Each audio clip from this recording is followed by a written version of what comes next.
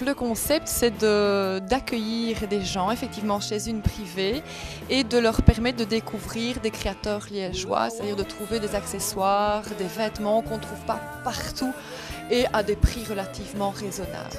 On fonctionne via Facebook, qui pour nous est un outil extraordinaire. On crée l'événement et une semaine avant l'événement, on donne l'adresse du lieu magique où les gens peuvent se retrouver. Et donc il y a d'une part les créateurs, d'autre part il y a les animations musicales qui arrivent.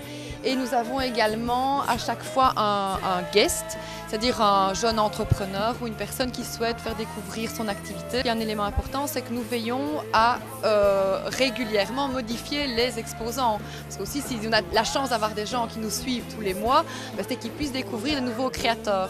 Et donc là, les personnes qui souhaitent participer rentrent un dossier de candidature. Si ça colle au concept de folie, fantaisie, couleur et bonheur, eh bien, on invite les gens à participer aux ventes. Je crée des accessoires et des vêtements pour femmes. J'ai un univers fort inspiré des années 50, tout ce qui est rockabilly et rock'n'roll.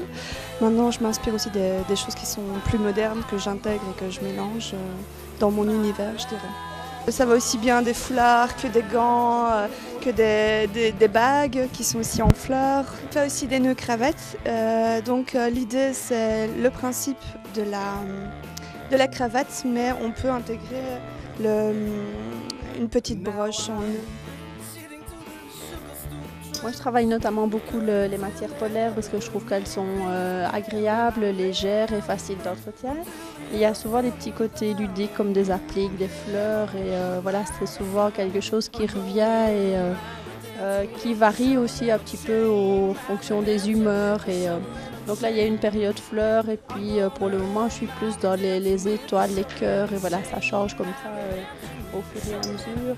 Il y a des petites tuniques aussi qu'on peut porter en superposition sur d'autres vêtements, avec chaque fois des petits liens un peu différents. À côté pratique aussi, comme ici, une ceinture réversible qu'on peut porter soit du côté rouge ou qu'on peut retourner du côté noir. Moi souvent c'est vrai que les vêtements ont 2 ou 3, façons de les porter. On peut comme ça un petit peu les moduler. Les accessoires, il y a souvent les chapeaux avec un coordonné mitaine ou écharpe qu'on peut porter soit ensemble ou les dispatcher. Et alors l'idée aussi c'est que la personne peut choisir ses couleurs, ses formes et créer vraiment l'accessoire qui lui plaît. Ici, l'aboutissement, c'est des personnes qui viennent me trouver et qui, en fonction d'une tenue particulière pour un mariage, etc., me demandent une pièce particulière. Maintenant, c'est vrai que j'ai du stock en fonction de modèles que j'aime. Je fais des séries à ce moment-là. C'est un reflet de moi-même. Je ne fais que des choses que je pourrais porter. Il n'est pas question que je fasse un bijou que j'aime pas. Maintenant, j'ai une tendance plus contemporaine, mais je fais des bijoux plus classiques. Si je devais m'habiller plus classique, c'est ça que je porterais. Donc, c'est vraiment un reflet de ce que moi, je voudrais porter. C'est une bonne initiative pour les stylistes, ça leur fait une bonne publicité et puis c'est très chaleureux comme endroit. On nous a offert un petit paquet.